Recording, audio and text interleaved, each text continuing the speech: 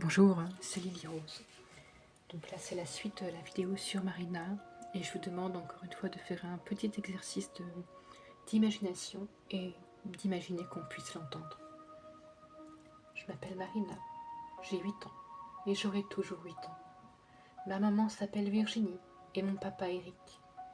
J'avais un frère Aurélien 13 ans, une sœur Oriane 9 ans, un frère Alexis de 8 ans et un autre frère Brian qui avait 5 ans. Dès ma naissance, je sentais bien que ça n'allait pas. Ma maman a fait croire à mon papa que j'étais morte-née. Je ne sais pas pourquoi elle a fait ça.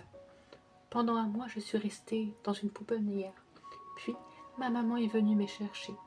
Et malheureusement, il aurait mieux valu qu'elle m'abandonne. Pendant toute mon enfance, j'ai été martyrisée. Battue à coups de ceinture, privée de nourriture, plongée dans des bains d'eau glacée, et même marché pendant très longtemps avec un sac très lourd sur mes épaules. Mes maîtresses ont fait plusieurs signalements aux services sociaux. Un jour, je suis allée chez les gendarmes pour qu'ils me posent des questions.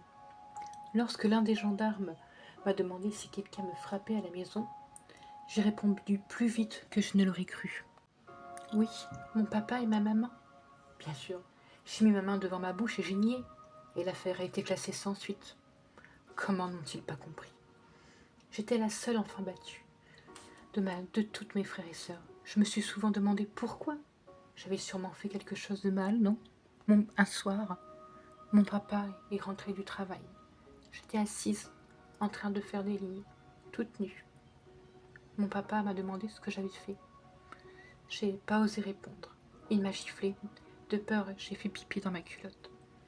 Il m'a ramené dans la salle de bain pour me plonger dans un bain d'eau glacée. J'avais froid. Il a commencé à me plonger la tête dans l'eau. Je suffoquais et j'ai fait caca dans le bain. De rage, on m'a claqué la tête sur la paroi de la baignoire, tellement fort que la baignoire était enfoncée. Malgré la douleur, je n'ai rien dit.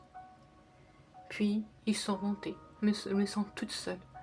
Au bout d'un long moment, ils sont venus me chercher pour mettre dans la cave, toute nue, mouillée, dans la cave humide et glacée. Et avant que mes parents ne partent, j'ai dit « Bonne nuit, papa. Bonne nuit, maman. À demain. » J'aurais tellement aimé qu'ils me répondent. J'en avais tellement rêvé. Je ne sais pas pourquoi je suis morte cette nuit-là. Malheureusement, ce genre de soirée était devenu banal. Quand mes parents sont venus me chercher, j'étais immobile, sans vie. Que se sont-ils dit quand ils sont aperçus que j'étais morte? Est-ce qu'ils ont eu des remords? Ont-ils eu de la peine pour moi, leurs filles, qui n'ont jamais su aimer? Ou alors ils ont juste peur de finir en prison? Mon papa et ma maman ont décidé de me mettre dans le congélateur au bout de quelques jours. Ils ont fait couler le congélateur dans du béton. Mon papa et ma maman ont dû avoir très peur, car ils ont fait croire que je m'étais endormie dans la voiture devant le McDonald's. La police les a interrogés et ils ont fini par tout avouer. Le procès a eu lieu, ils ont eu 30 ans de prison. Enfin, ils ont compris, ils m'ont enfin entendu. Mon grand frère Aurélien a témoigné. Il culpabilise de ne pas avoir signalé qu'on me faisait ce que l'on me faisait subir. Je lui en veux pas. Il devait être terrifié. Je voudrais dire quelque chose à tous ceux qui m'écoutent, quelque chose de très important.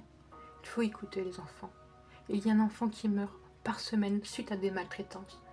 Et je ne parle même pas de ceux qui ne décèdent pas, mais qui sont brisés à jamais. Et je veux parler à ceux qui font souffrir leurs enfants.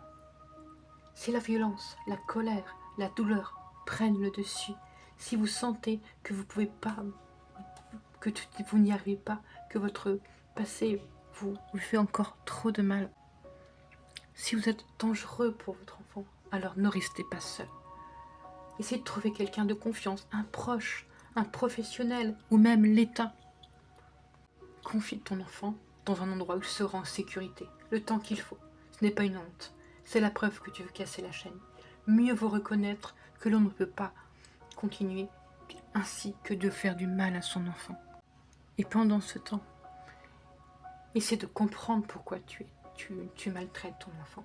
Cherche d'où vient cette rage. Ce travail peut durer des mois ou même des années. Et quand tu seras guéri, va le chercher. Tu lui diras, j'étais malade, je ne pouvais plus aimer, j'étais comme brisée à l'intérieur de moi. C'est pas ta faute. Tu étais aimable, C'est moi qui ne savais pas aimer. Et même s'il ne répond pas, au moins, il vous entendra.